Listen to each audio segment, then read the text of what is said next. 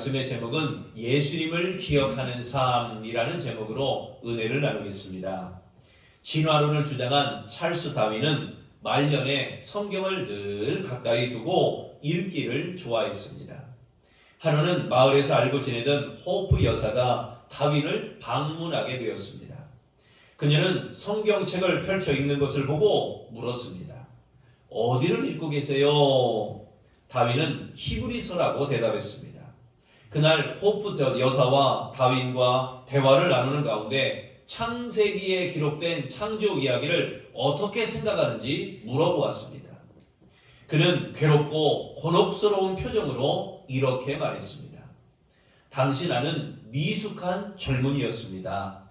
모든 사물과 현상에 대해 의심을 품었는데 놀랍게도 나의 진화론이 산불처럼 번져나갔고 사람들은 그것을 하나의 종교처럼 믿게 되었습니다.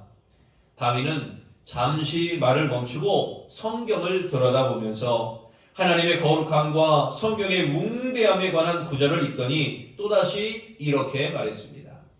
저희 집에 정원이 30명이 앉을 만한 자리가 있습니다. 그리고는 창밖을 가리키면서 당신도 성경을 읽고 계시니 내일 저곳에서 말씀을 주시기를 부탁합니다. 내일 오후 하인들과 입주자들과 이웃들을 부르겠습니다. 그들에게 말씀을 전해주시겠습니까? 그러자 호프 여사는 당황하며 이렇게 말합니다. 제가 무슨 말을 할 수 있겠습니까? 도대체 무엇에 대해서 말해야 될지 모르겠습니다. 그러자 다윈은 간절하고 분명하게 말합니다. 예수 그리스도에 대해 말씀하십시오. 예수 그리스도와 구원에 대해서요. 그것보다 더 훌륭한 주제가 또 어디 있습니까? 바울은 본문에서 충성된 복음 사역자의 자세를 교훈하고 있는 것이 오늘 본문 디모데후서 2장의 말씀입니다. 특히 사역자들이 본받아야 될 인내의 모범으로 예수 그리스도를 제시하였습니다. 그 가운데 8절 말씀에 예수 그리스도를 기억하라. 여기 기억하라 이 말씀은 마음에 간직하다라는 뜻입니다. 마음에 간직하다. 현재 명령형으로 계속해서 기억해야 된다라는 것을 강조하고 있는 말씀입니다. 바울은 자신이 전하는 복음 자체, 곧 예수 그리스도를 기억하라라고 말하고 있습니다. 예수 그리스도의 죽음과 그러한 부활은 어떤 상황에 처하든지 성도들이 반드시 기억해야 될 이 복음의 핵심입니다. 복음이신 예수 그리스도를 기억한다면 어떤 상황에서도 능히 신앙을 지킬 수 있기 때문입니다. 이것이 예수 그리스도를 기억하라라고 한 진정한 의미인 것입니다. 그렇다면 예수님을 기억하는 삶에 무엇을 주실까요? 우리가 예수님을 기억하는 삶을 살게 되면 주님은 우리에게 어떻게 역사하시고 무엇을 주실까요? 첫째, 예수님을 기억하는 삶에는 총명을 주십니다. 남편과 두 아이를 둔 어느 부인이 행복한 나날을 보내고 있었습니다. 그런데 어느 날 갑자기 이 남편과 두 아이를 교통사고로 잃고 말았습니다. 그녀는 쓰러져 누운 채 누구도 만나지 않고 먹지도 않고 마시지도 않으며 눈물로 세월을 보냈습니다. 몇 달 뒤 눈물 위에 조금씩 마르고 그녀는 홀로 기차 여행을 떠나게 되었습니다. 누군가에게 자신의 불행을 내보이고 싶었고 함께 슬퍼해 주기를 원했습니다. 그녀는 옆자리에 앉아있던 여인에게 자신이 겪은 일들을 하소연했습니다. 세상에 나처럼 불행한 여자가 있을까요? 그렇게 자기의 슬픔을 다 털어놓은 뒤 그녀는 예원하듯 그녀의 대답을 기다렸습니다. 그러다 처음부터 묵묵히 듣고만 있던 여인은 쓸쓸히 웃으며 이렇게 대답합니다. 저는 그토록 아이를 원했으나 낳지 못했습니다. 그 때문에 남편과 시댁 식구들로부터 내침받아 혼자 살고 있지요. 저는 아직 엄마라는 말을 들어보지 못했습니다. 단 하루만이라도 좋으니 엄마라는 말을 들어봤으면 좋겠어요. 그녀는 깜짝 놀랐고 자기에게 이렇게 다그치며 이야기하는 것만 같았습니다. 당신은 남편의 사랑도 받았고 당신은 아이도 낳아서 엄마라는 말도 들어봤잖아요. 꼭 이렇게 말하는 것 같았습니다. 여행에서 돌아온 그녀에게 세상은 새롭게 열렸습니다. 그녀는 비로소 슬픔의 늪에서 벗어나 햇살을 만지는 듯한 그런 새로운 삶을 살기 시작했던 것입니다. 행복한 인생을 살려면 지혜와 총명이 필요합니다. 특히 우리 그리스도인은 위로부터 내려오는 총명, 하나님이 주시는 총명이 있어야만 합니다. 본문 7절 말씀에 말씀하죠. 내가 말하는 것을 생각해보라. 주께서 범사에 내게 총명을 주시리라. 이 총명은 이해력 또는 분별력을 의미하고 있습니다. 주께서 주시는 총명은요, 내가 분별할 수 있고 이해할 수 있는 능력을 갖게 되는 것입니다. 모든 일에 예수님께서 이해력이나 분별력을 제공하여 주신다는 뜻입니다. 그러므로 우리 그리스도인은 더욱 예수 그리스도를 기억하는 삶을 살아야 된다는 것입니다. 그리스도인은 어떤 상황에서도 신앙의 원칙을 실천하며 살아야 됩니다. 어떤 역경과 어떤 고난과 어떤 환난 가운데서도 예수님을 기억하는 삶을 살아야 되는 것입니다. 예수님께 주시는 분별력으로 나아가는 아름다운 성도 되시기를 바랍니다. 불이익이 돌아오는 상황이 전개된 게 알지라도 신앙의 원칙은 무너지지 말고 내게 불이익이 당하더라도 신앙의 원칙만은 꼭 지켜야 됩니다. 그 신앙의 원칙이 바로 누구냐? 무엇이냐? 예수님입니다. 예수님이 주시는 총명, 이것이 바로 신앙의 원칙인 것입니다. 하나님이 주시는 총명으로 모든 어려움을 극복하며 나아가시기를 바랍니다. 두 번째, 예수님을 기억하는 삶에는 이김을 얻게 됩니다. 조선시대 의료 선교사로 봉사한 닥터 샤우드 홀이라고 하는 그런 선교사가 있습니다. 의사이며 선교사에 그런 사람입니다. 그의 자서전 닥터 홀의 조선회상이라고 하는 책에 나오는 이야기입니다.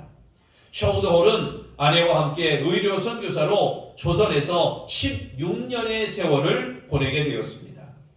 98세까지 하나님의 나라를 위해서 봉사했는데 그의 열정으로 우리나라 최초의 결핵 요양소가 세워지기도 했습니다.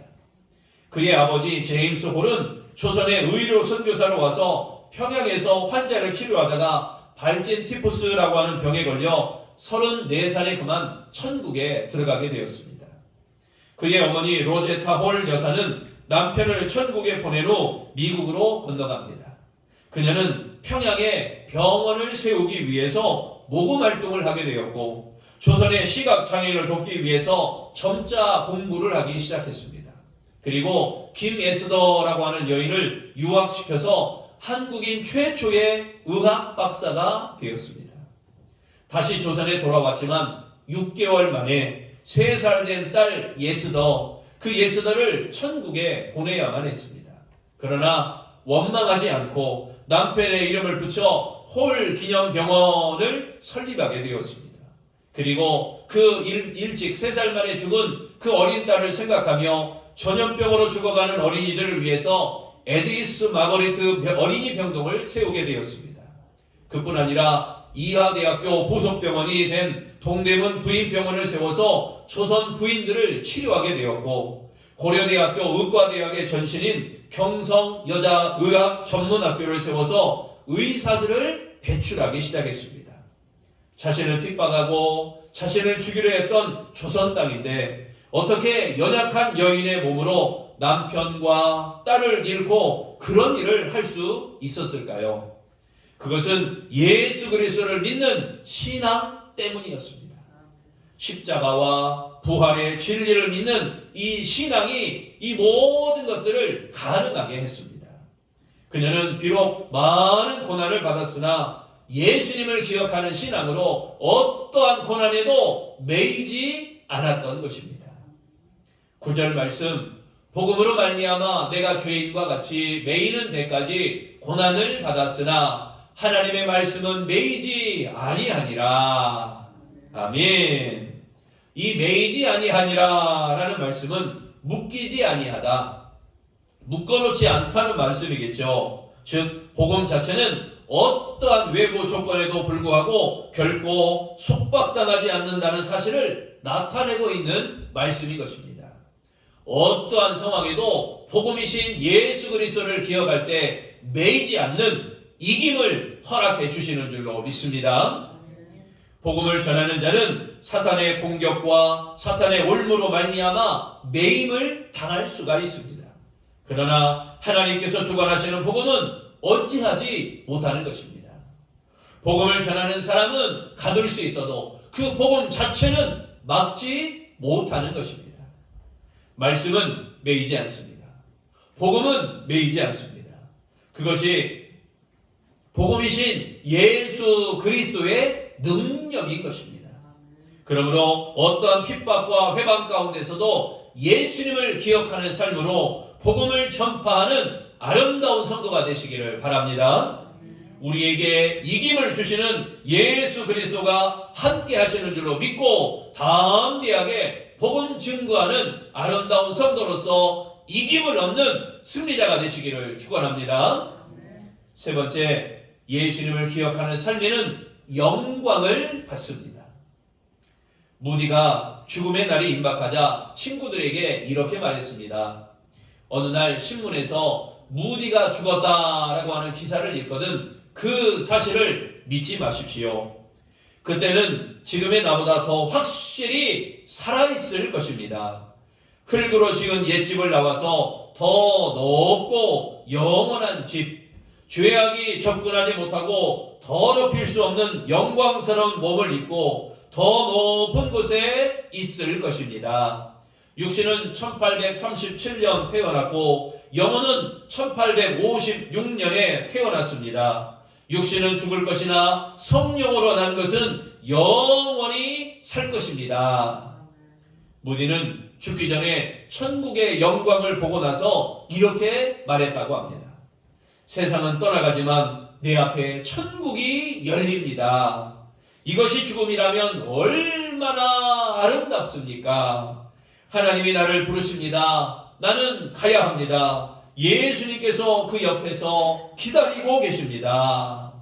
이렇게 말하자 옆에 있던 자녀들이 아닙니다 아버지, 아닙니다 아버지, 꿈을 꾸고 계십니다 라고 했다고 합니다.